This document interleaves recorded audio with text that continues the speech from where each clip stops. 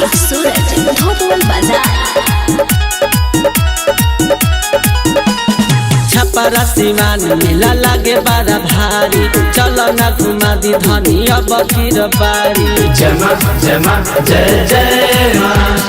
छपरा सिवान मेला लागे बड़ा भारी, चलो ना घुमा दी धनी अब गिर बारी।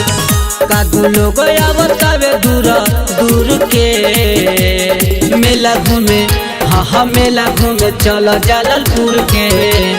देखी हम पंडाल डायनासोर के, मेला घूमे चलो जलालपुर के।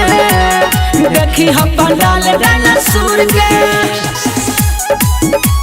बोला बोला कामाख्या वाली मैया की। राधे रात।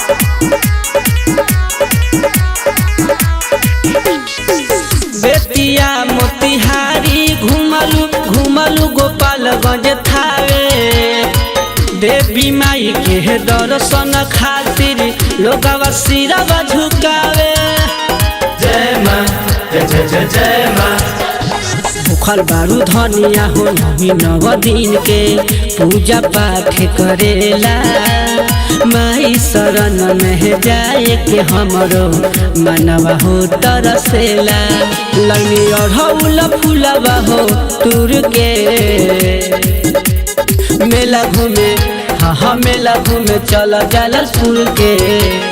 देखी हम पंडाल डायनासोर के, मेला घूमे चल जलालपुर के। देखी हम पंडाल डायनासोर के।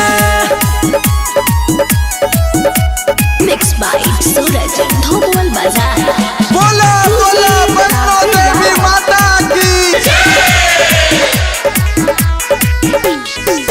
अरब कसर सीतामढ़ी में गूंज जय जयकारा। रितेश रमन धोवेले चरण, देखी के अद्भुत नजारा। जय जय शेरवाली जय जय मां। स्वर्ग से सुंदर सहजल बाटे माई के दरबारवा। बीरबल बाबा गावत बारे सुनील माई के पचारवा। तनी आरती जराइल कपूर के मेला घूमे, हाँ मेला घूमे चला जलालपुर के। देखी हम पंडाल डायनासोर के, मेला घूमे चला जलालपुर के। देखी हम पंडाल डायनासोर के।